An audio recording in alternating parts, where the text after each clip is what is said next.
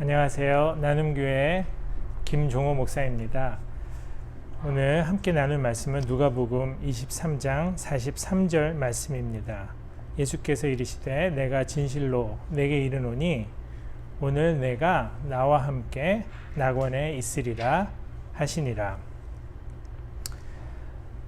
예수님의 십자가상 7가지 말씀 가상 7원 묵상 중에 오늘은 두 번째 말씀을 나누는 시간입니다.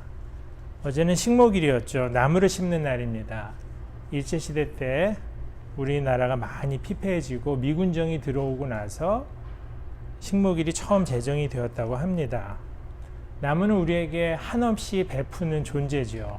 그늘도 주고 땔감도 주고 쉴 곳도 줍니다. 마을마다 어귀에 커다란 나무들이 많아서 그곳에 모여서 고단한 몸을 쉬고 사람들이 담소를 나누는 그런 아름다운 풍경이 연상되실 것입니다. 그런데 성경에는 또 다른 이미지의 나무가 등장합니다. 생명의 나무가 아니라 죽음의 나무요, 저주의 나무요, 형벌의 나무입니다. 바로 십자가죠. 본래 십자가는 극악한 죄인들이 달려서 가장 고통스럽게 죽어가던 형벌의 장소였습니다. 그런데 이 죽음의 장소에 예수께서 달리신 것이죠. 오늘 우리에게 이 두 번째 말씀을 남기신 예수님은 죽음의 나무 십자가에 달리신 예수님입니다. 이스라엘이 노예 생활을 끝내고 애굽에서 출애굽할 때 10가지 재앙이 있었습니다. 그 중에 10번째 재앙이 사람이든 짐승이든 모든 첫 번째 태어난 장자들이 죽는 재앙이었습니다. 그때 그것을 피할 수 있도록 하나님이 피할 길도 함께 마련해 주셨죠. 이스라엘 백성은 문설주에 1년 된 어린 양이나 염소를 잡아서 그 피를 발라야 했습니다. 우리가 살기 위해 누군가 죽어야 했죠. 그렇게 희생된 양과 염소의 피로 인해서 그것이 우리에게 표적이 되어 하나님의 진노가 그 집을 넘어가는, 그래서 영어로 6월절을 Passover라고 하는데 그 집을 넘어가는, 재앙이 넘어가는 하나님의 구원을 경험하는 날이 되었습니다. 유월이 넘을 유, 그리고 건널 월 한자를 씁니다. 하나님의 진노와 재앙이 우리를 넘어갔다는 것이죠. 그렇게 해서 기념하게 된 날이 6월절이고 오늘 예수님께서는 우리를 위한 6월절 어린 양이 되셔서 십자가에 달리셨습니다. 이로 인해서 구원이 누구에게 이르게 되었습니까? 사실 이 세상 모든 인류를 향해 예수께서 베푸신 그 구원, 그것은 오늘 이 사연에서 십자가에 달렸던 2명의 행악자 중 한 사람에게도 임하게 되었습니다. 예수님의 구원은 착하고 예의 바르고 성실하고 말 잘 듣고 신분이나 출신 성분이 좋은 사람에게 임하는 게 아니라 죄인이라 하더라도 자기의 죄를 깨닫고 죽게 피하는 자들에게 임하는 것입니다. 누가복음 5장 31절 32절에 예수께서 이렇게 말씀하셨습니다. 예수께서 대답하여 이르시되 건강한 자에게는 의사가 쓸데없고 병든 자에게라야 쓸데있나니 내가 의인을 부르러 온 것이 아니요 죄인을 불러 회개시키러 왔노라. 누가복음 18장에 보면은 세리와 또 바리새인이 성전에서 기도하는 장면의 이야기가 등장합니다. 두 사람이 기도하러 성전에 올라갔고 한 명은 바리새인이고 한 명은 세리였습니다. 11절에 바리새인은 따로 서서 기도하면서 하나님께 이렇게 기도드립니다. 나는 다른 사람들 곧 토색, 불의, 간음을 하는 자들과 같지 아니하고 이 세리와도 같지 아니함을 감사하나이다.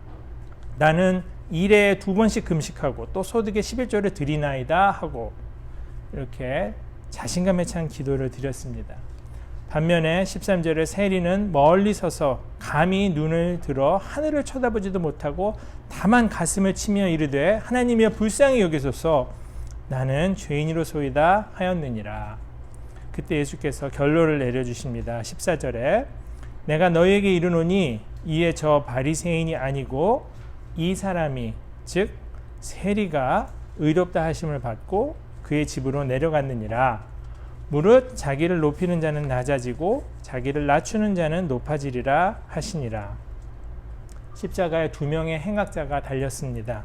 이 둘을 비교해 보시죠. 예수님께서는 이렇게 십자가에 허망하게 달려 계신 상태로 이 말씀을 하셨습니다. 유대인의 왕이라 불리던 이가 어떻게 보면 너무나도 무기력하게 십자가에 달리셨습니다. 그 장면 앞에서 그 현장에 있었던 군인들, 관리들, 백성들이 그리스도를 조롱하고 비웃기 시작을 했습니다. 양쪽에 달려 있었던 이 범죄자들도 마찬가지로 극심한 고통을 겪고 있었겠지만 그 중에 한 명이 백성들이 던지던, 군인들이 던지던 조롱에 동참을 합니다. 오늘 읽지 않았지만 39절에 달린 행악자 중 하나는 비방하여 이르되 내가 그리스도가 아니냐, 너와 우리를 구원하라 하되, 이런 말씀이 있습니다. 이 행악자가 왜 이렇게 말했을까요? 인간이 극심하게 고통을 겪는 상황에서 마음이 왜 이렇게 더 강팍해졌을까요? 이렇게 한 명은 마음이 더 완악해졌고 예수님을 비방하는 데까지 나아갔는데, 다른 한 명은 오히려 반대로 40절에 보니까 그 사람은 꾸짖습니다. 내가 동일한 정죄를 받고서도 하나님을 두려워하지 아니하느냐.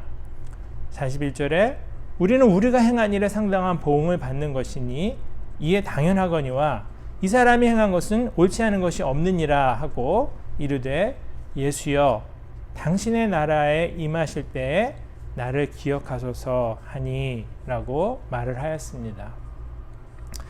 이 사람이 했던 말을 보면 이 사람 하나님을 두려워하는 사람이었습니다. 그러나 다른 범죄자는 마음이 극악해지고 더 완악해져 있었습니다.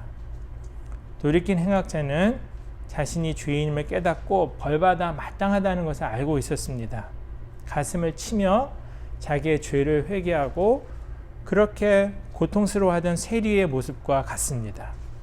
그리고 더 나아가서 자신들은 마땅히 받을 벌을 받는 중이지만 예수께서는 무죄한 분이 이렇게 무고한 형벌을 받는다는 것을 알고 겸손히 자기의 삶을 주님께 의탁을 합니다.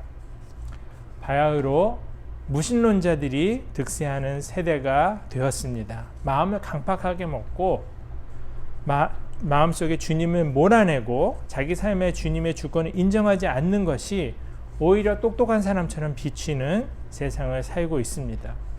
신앙을 가지고 예수님을 찾고 기도하는 사람들이 나약한 사람들, 지적으로 열등한 사람들, 심리적으로 유약한 사람들이라는 비난을 받는 시대가 되었습니다. 지금 전 세계가 신종 코로나 때문에 큰 정서적인, 정치적인, 경제적인 공황 상태에 들어갔습니다. 이런 사태를 겪으면서도 여전히 하나님을 인정하고 돌아오지 않는 세상을 경험하고 있습니다. 그럴 때 우리는 어떻게 해야 되겠습니까? 우리는 첫째로 십자가에서 마음을 돌이켰던 이 행악자처럼 회개해야겠습니다. 우리의 재앙이 우리에게 임한 이면에 우리의 탐욕이 있었고 무분별한 소비 생활이 있었고 무책임한 삶의 방식이 있었다는 것을 깨닫고 돌이켜야 되겠습니다. 그리고 하나님을 동시에 기억하면서 하나님께로 돌아와야 되겠습니다. 우리가 우리 운명의 주인이 아니라는 것을, 우리가 우리 스스로 우리 문제를 해결할 능력이 부족하다는 것을 이 시기에 깨달으면서 우리의 착각을 내려놓고 우리의 인생의 주인이신 주님께로 돌아오는 그런 시간이 되었으면 좋겠습니다. 그리고 42절에 이 강도가 행악자가 했던 말처럼 예수여 당신의 나라에 임하실 때에 나를 기억하소서 기도하며 주님께로 나와야 되겠습니다. 그런 마음으로 나오는 우리들을 주님께서는 어떻게 대해 주시나요? 누가복음 시작할 때 읽었던 43절의 말씀, 23장 43절에 내가 진실로 내게 이르노니 오늘 내가 나와 함께 낙원에 있으리라. 주님께서 우리를 그렇게 받아주신다는 겁니다. 하나님께서 구하시는 제사는 상한 심령이라 하나님이여 상하고 통회하는 마음을 주께서 멸시하지 아니하시리이다. 시편 51편 17절이 말해주고 있습니다. 낙원에 있게 된다는 말이 무엇을 의미하는지는 신학적으로 복잡한 해설이 있습니다만 그걸 오늘 얘기할 수는 없을 것 같습니다. 사실 그거 몰라도 됩니다. 예수님께서 하신 약속이 무슨 뜻이냐면 지금 내가 했던 이 죄의 고백, 믿음의 고백을 통해 너와 나는 하나가 되었다는 말씀을 하시는 겁니다. 우리가 그리스도 안에서 하나님의 자녀가 되었고 그 신분으로 그리스도와 같은 아버지의 자녀로서 엄청난 혜택을 누리게 되었다는 것을 의미합니다. 낙원은 이렇게 배제하는 곳이 아니라 포용하는 곳이죠. 무조건 포용하나요? 그렇지는 않습니다. 오늘 한 명은 이 구원의 길을 걷지 못하게 됩니다. 끝까지 예수님을 조롱하고 부인했던 자입니다. 그러나 이 다른 한 사람은 오늘 예수님의 이 구원을 경험하는 은혜를 깨닫게 됩니다. 예수님께 나오는 자는 예수님께서 이렇게 내치지 않으십니다. 제가 어제 고민하면서 적었던 글 중에 이런 게 있었습니다. 제가 아는 분이, 친구분이 어머님이 돌아가신 소식을 뒤늦게 알고 장례를 치른 이야기를 들었습니다. 그 어머님은 그분이 12살 때 집에서 쫓겨나셨다가 48년 만에 연락이 되었는데 무연고자로 돌아가셨다는 거예요. 그 어머니가 12살 때 집을 나가신 뒤에 친정을 가셨으나 친정에서 박대를 당하셨답니다. 출가 외인이 왜 다시 왔냐고. 예수님께 나아가는 자들은 이런 박대를 경험하지 않는다는 것을 기억했으면 좋겠습니다. 지금 이 시기에 그래서 우리 모두는 우리의 죄를 돌이켜 주님께로 나아가는 그런 선택을 했으면 좋겠습니다. 같이 기도하겠습니다. 흉악한 범죄자들이나 달리는 십자가에 달리신 주님, 우리를 위한 유월절 어린 양이 되어주시고 우리를 위해 흘리신 피로 하나님의 진노가 우리에게서 지나가게 하셨음을 기억하고 감사합니다. 우리가 우리 자신의 약함을 인정하고 또 우리의 악함을 고백하며 주님께 온전히 우리를 맡기는 것이 얼마나 어려운지요. 전 세계에 닥친 이 큰 고통과 고비를 겪으며 우리는 과거와는 전혀 다른 세상을 살게 될 것을 직감하고 있습니다. 앞으로 더 험난해질 이 세상에서 수많은 도전들을 겪는 가운데 여전히 우리를 낙원으로 초대하고 인도하고 환대하시는 주님을 기억하게 하소서. 우리가 주님께 붙어있게 하시고 주님을 택하고 붙잡은 우리 마음의 평안을 허락하소서. 주님께 의탁하는 믿음이 나약함이 아니라 우리의 한계를 직시하는 또 인정하는 것이 용기임을 깨닫게 하소서. 이번 주간을 보내며 우리의 모든 죄를 아시면서도 용서하시고 안아주시는 주님께 나아가 구원을 경험하는 시간 되게 하소서. 예수 그리스도의 이름으로 기도드립니다. 아멘. 예수님, 연약한 날 위해 모든 걸 다 내어주셨네. 뭐라 말할 수 있나. 주님의 그 큰 사랑, 끊어지지 않는 나를 향한 사랑. 예수님, 부족한 날 위해 생명을 다 내어주셨네. 어찌 표현하겠나. 주님의 그 큰 사랑, 끊어지지 않는 나를 향한 사랑. 주 십자가 날 위해 지셨고 그 물과 피 날 위해 흘렸네. 그 사랑 나의 생명을 다해 찬양하리. 내 모든 것 드려. 주 십자가 날 위해 지셨고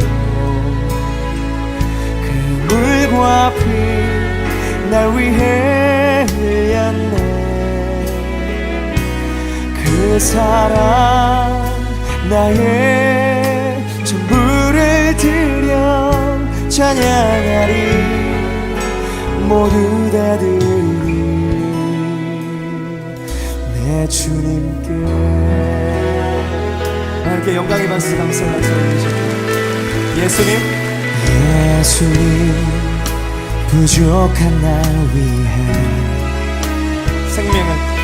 생명을 다 내어주셨네.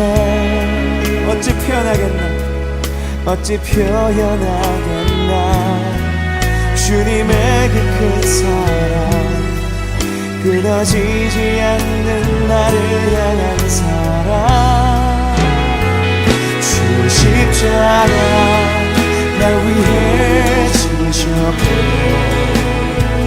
그 물과 피 날 위해 흘렸네. 그 사랑 나의 생명을 다해 찬양하리. 내 모든 것 드려 주 십자가 날 위해 지셨고 그 물과 피 날 위해 흘렸네. 그 사랑 나의 전부를 드려 찬양하리. 모두 다 드리리 내 주님께.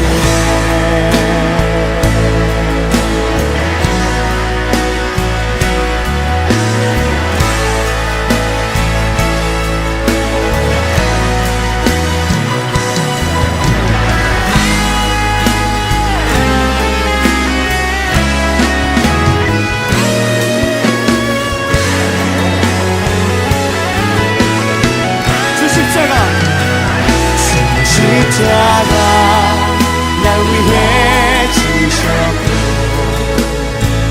그 물과 피 날 위해 흘렸네. 그 사랑 나의 생명을 다해 찬양하리. 내 모든 것 드려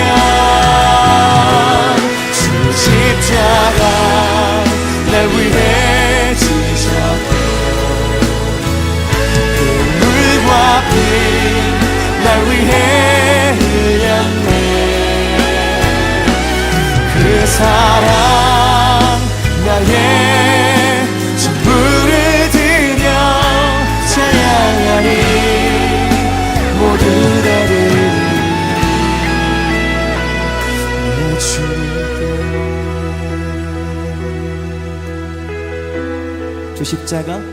주 십자가 날 위해 지셨고 물과 피